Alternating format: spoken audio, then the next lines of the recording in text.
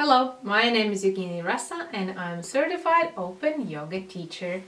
This material is intended for the site yogaopenyoga.com, where everybody can learn yoga for free, step by step, gradually, with a lot of different kinds of yoga that we are exploring now.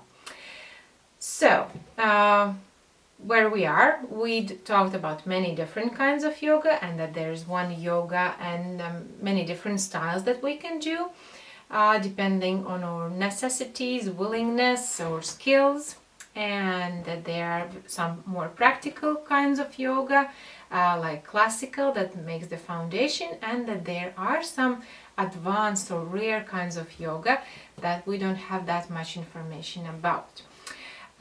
Today we are going to talk about the pranayama yoga, or yoga of breathing. Maybe somebody have heard about the prana and pranayama and many other things. And this is the aspect of breathing. If we were talk about the physical aspect for the hatha yoga and kriya yoga, we were talking about the aspect of sound and talking for mantra yoga. Then now we talk about the yoga of breathing. We all breathe. When we stop breathing, we die.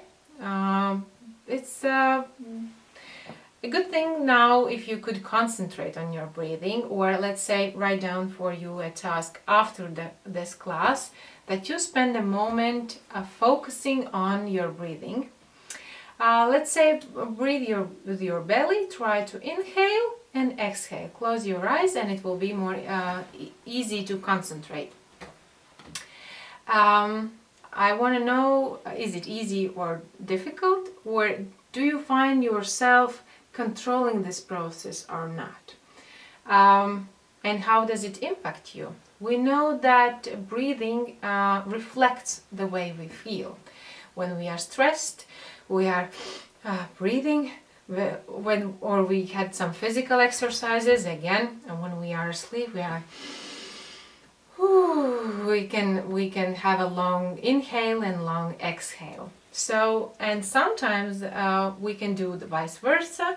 For example, when a woman is giving birth to a child, we are training the woman to breathe in different ways. Sometimes and sometimes different other ways, but there's are some exercises that are coming from yoga and are very useful.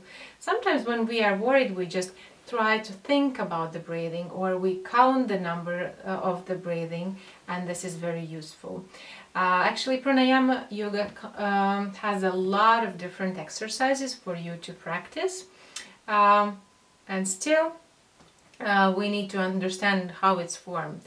Prana and the breathing. What is prana? Prana is the energy of life, or vital energy. If our bodies or the groups of bodies are not receiving the energy, then the body dies. There's the string is being kind of turned, and this link is disconnected, and we are not living anymore, at least not in this body. These are very fine impulses that are related to the breathing, and they are non-obvious, but ancient yogis knew their power and they worked with them. Thereby, they needed to accumulate prana for different reasons, and they needed to transform the body, or to purify the channels, or make centers work, the energetical centers. Thereby there were many different reasons, but this is very fine energy, very fine, very fragile kind of yoga. It is because it's very powerful and fast, and it's dangerous. That's like, you have something to do very carefully, and you something falls on it, and it's all crushed, and you have to start not where you kind of started, but even you are put back. If you get to start this, you really need to find a good yoga teacher or instructor who would have practiced this kind of yoga and would have mastered a lot of things, because it's difficult. It's very, very difficult, even though it looks very easy. It gives the result quite fast, and it seems very simple. I do some breathing, changing the nostrils or some other, and I kind of start feeling like I'm going to fly, and my mind is so sharp, and I can do so many things. However, it requires a lot of preparation before, because if it starts cleaning your body, that's what it's doing, it's detoxifying you, and if there are a lot of toxins inside of you, then the way you will feel is not going to be very nice. Thereby, before starting pranayama yoga, there is long preparation, along with the body preparation, with the physical hatha yoga and kriya yoga. There is a lot of diet recommendations. There is about also the communication restrictions that you should be very careful of, because any emotion can bring you very much into it, and if you feel angry, then this anger will turn really big, and also some or many unpleasant consequences are there about to expect. You become very vulnerable. If you will hear some bad news on media about the wars or conflicts, or people being dishonest in politics or so on, you have this great idea that you want to change the world for the better, but as you remember, the changes need to be made slowly. Sharp changes have never been very positive, and short-term results don't always kind of display or show how are going to be the long-term results. You always need to kind of see what's going to happen next, in at least a few steps there. No rush, no rush.